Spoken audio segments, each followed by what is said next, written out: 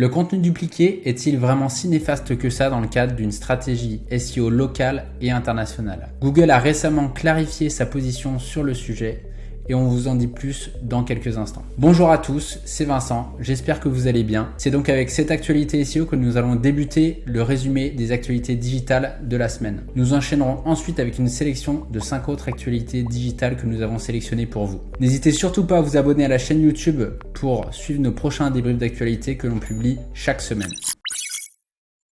On se retrouve pour la principale actualité de la semaine concernant la gestion du contenu dupliqué par Google et son impact sur le référencement local et international. Donc John Mueller, qui travaille chez Google, a récemment pris la parole dans une vidéo dans laquelle il a répondu à une multitude de questions, dont une qui portait sur l'impact du contenu dupliqué. Donc on va voir ensemble rapidement quelques cas où Google considère que le contenu dupliqué n'est pas néfaste et quelques cas dans lesquels il considère que le contenu dupliqué est néfaste. Donc le premier cas, c'est un cas qui n'est pas néfaste selon Google. Donc quand un site internet, il a de multiples versions locales qui vont cibler des localisations très précises. Par exemple, pour un site en français, il peut être disponible en français pour la Belgique, en français pour le Luxembourg, en français pour la Suisse, en français pour le Québec.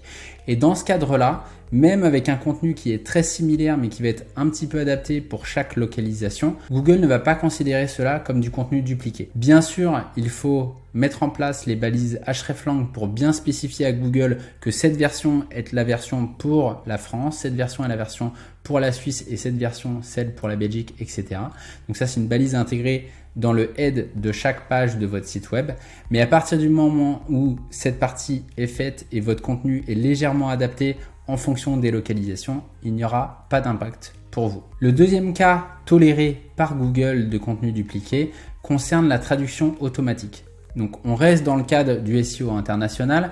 Si vous avez un site internet français que vous souhaitez traduire en espagnol, en allemand et dans n'importe quelle autre langue et que vous avez réalisé des traductions automatiques, bien que le contenu ne soit pas réellement dupliqué d'une langue à une autre parce que du coup il y a des termes qui vont être différents, mais Google ne va pas considérer cela comme du contenu dupliqué. Donc il faut bien entendu s'assurer que la traduction, bien qu'automatique, soit de qualité et qu'elle soit compréhensible et bien optimisée pour la langue du lecteur.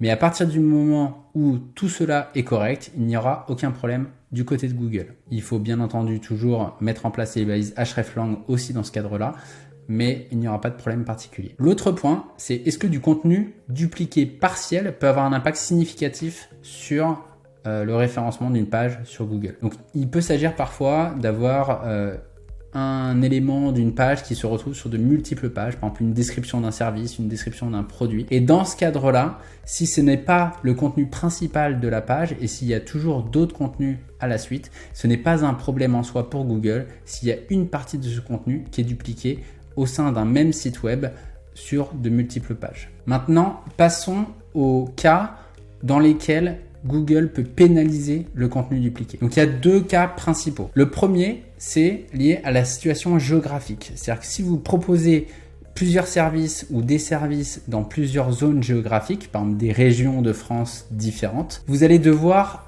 adapter à minima votre contenu pour que le contenu soit cohérent vis-à-vis de la zone géographique. Je vous donne un exemple. Si vous êtes couvreur, par exemple, dans les Pays de la Loire, vous n'allez pas avoir les mêmes types de couverture que dans le sud de la France. Et donc, potentiellement, vous allez devoir adapter votre proposition de service et vos pages. Et donc, votre contenu ne devra pas être 100% dupliqué en fait, d'une page à une autre. Et donc, Google peut pénaliser un contenu qui n'est pas assez localisé en fonction de la zone géographique. Donc là, on parle vraiment de zone géographique assez large. Le deuxième cas, ça va être des pages de SEO local, c'est-à-dire des pages de services par ville.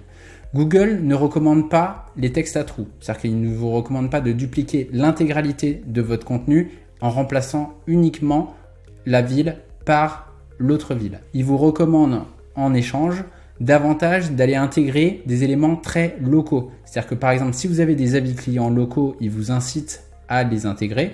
Si vous avez des spécificités locales de votre service comme des tarifs qui vont changer ou comme des spécificités au niveau de l'offre de produits, l'offre de services, il faut les mentionner. Il vous recommande également d'adapter aussi tout le champ lexical en fonction peut-être des quartiers que vous allez pouvoir avoir dans certaines villes, des landmarks que vous allez pouvoir retrouver, donc des lieux clés précis que vous allez pouvoir retrouver dans chaque ville pour aider Google à différencier un contenu d'un autre. Donc ce qu'il faut retenir de cette actualité, c'est que Google, dans certains cas, va tolérer le contenu dupliqué et dans d'autres cas, va vous inciter à bien localiser votre contenu pour qu'il soit pertinent et pour qu'il soit performant dans le cadre d'une stratégie de référencement local et international. On enchaîne maintenant avec les 5 autres actualités de la semaine. YouTube va bientôt permettre à tous les créateurs qui disposent de la fonctionnalité avancée d'accéder à la fonctionnalité d'A/B testing des miniatures. Donc concrètement, l'A/B testing de miniatures va permettre à chaque YouTuber de tester jusqu'à 3 miniatures différentes en simultané pour voir celle qui fonctionne le mieux. Donc YouTube, il va se baser non pas sur le taux de clic sur ces miniatures, mais sur la durée moyenne de visionnage après clic pour déterminer la miniature gagnante. Donc tout ce processus va être automatisé. Donc pour accéder à cette fonctionnalité, les comptes YouTube vont devoir activer ce qu'on appelle les fonctionnalités avancées dans les paramètres de leur chaîne YouTube. Donc pour le moment, toutes les chaînes ne sont pas éligibles, mais ça ne devrait plus tarder désormais. Google utilise-t-il toujours le balisage Last Mode dans les sitemaps? Donc Gary Illyes a récemment répondu sur LinkedIn à ce sujet et donc selon lui, c'est assez binaire. C'est soit Google va faire confiance au site internet et va faire confiance au balisage et donc il va le prendre en compte pour décider de la fréquence à laquelle il va parcourir le contenu du coup qui a été balisé avec le balisage Last Mode, ou bien il ne va pas du tout faire confiance du coup à ce balisage là et va l'ignorer intégralement pour tout le site web. Si vous manipulez ce balisage au niveau de votre sitemap, le risque c'est que Google du coup ne le prenne pas du tout en considération et donc que ça vous pénalise d'une manière indirecte parce que du coup il ne va plus savoir quelle page recrawler en priorité et donc du coup ça va affecter le crawl de votre site et donc potentiellement l'indexation de vos modifications importantes. Ce qu'il faut savoir également, c'est que certains CMS comme WordPress à partir de la version 6.5 l'intègrent et le supportent nativement, c'est-à-dire qu'ils peuvent l'intégrer automatiquement dans le sitemap de votre site web. Après vous pouvez aussi vous aider d'extensions et de plugins qui peuvent gérer du coup ce paramétrage dans votre sitemap. Il ne faudra pas oublier de déclarer votre sitemap dans le robot.txt ou également via la Search Console. Pinterest teste actuellement 3 nouveautés dédiées à ses annonceurs. Donc la première fonctionnalité qui est testée aux États-Unis à un nombre très limité de comptes annonceurs, c'est Performance Plus. Donc Performance Plus, c'est quoi? C'est des outils, une suite d'outils IA qui permettent d'optimiser et de créer plus facilement des campagnes sponsorisées sur Pinterest. Donc pour l'instant, on n'a pas beaucoup plus d'informations que cela. C'est testé auprès d'un nombre très limité d'annonceurs aux États-Unis, mais on en saura plus prochainement. La deuxième fonctionnalité qui a été tout juste testée et annoncée par Pinterest, c'est la possibilité de personnaliser les arrière-plans des produits de manière dynamique en fonction des utilisateurs qui visualisent les pins sponsorisés. Donc concrètement, comment ça va fonctionner et comment ça a été testé, c'est que l'annonceur il soumet à Pinterest des images qui ont un fond blanc et Pinterest va automatiquement créer un univers lifestyle autour du produit qui va matcher avec les centres d'intérêt qu'il a détectés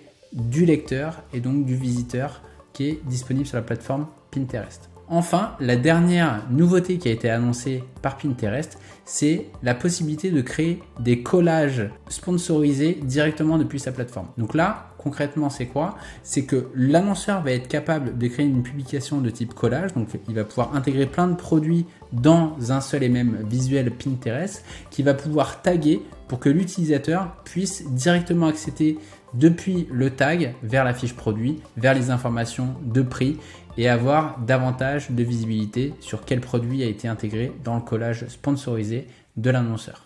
LinkedIn teste actuellement les pages entreprises premium. Donc n'importe quelle page entreprise peut aujourd'hui demander à créer une page premium moyennant un abonnement autour de 69 € par mois. Donc concrètement, qu'est-ce que ça va permettre à l'entreprise d'avoir ce nouveau badge premium associé à sa page? Donc vous allez pouvoir dans un premier temps ajouter un CTA directement sur votre page pour rediriger vers votre site web. Donc un CTA, ça peut être pour la prise de rendez-vous, pour consulter l'offre de service, les tarifs, etc. Ensuite, sur votre page premium, vous allez avoir accès à d'autres fonctionnalités. Vous allez pouvoir afficher vos certifications particulières, vos prix gagnés par exemple.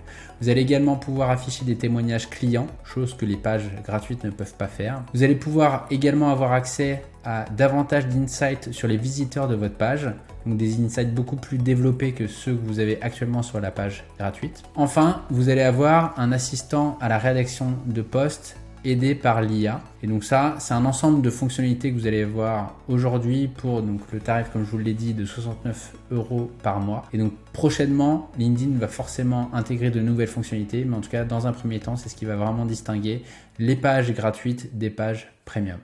Google Search Console vient de lancer une toute nouvelle fonctionnalité permettant à tous les e-commerçants de savoir précisément combien Google Images leur redirige de trafic vers leurs fiches produits. Donc concrètement, toutes les images qui sont disponibles dans Google Images avec une petite étiquette et donc qui sont balisées via schema.org par l'e-commerçant peuvent désormais être identifiées par Google Search Console et donc on peut obtenir la part de trafic de ces images précises qui est issue de Google. Donc cette fonctionnalité va être vraiment intéressante pour dissocier le trafic Google Images global du trafic Google Images dédié aux fiches produits. Voilà, c'est tout pour les actualités digitales de la semaine. Donc on se retrouve chaque semaine pour un nouveau débrief d'actualités digitales en vidéo. D'ici là, n'hésitez pas à vous abonner à notre newsletter qu'on vous envoie tous les jeudis, dans laquelle vous allez avoir nettement plus d'actualités digitales résumées. On se retrouve chaque semaine, donc je vous dis à la semaine prochaine.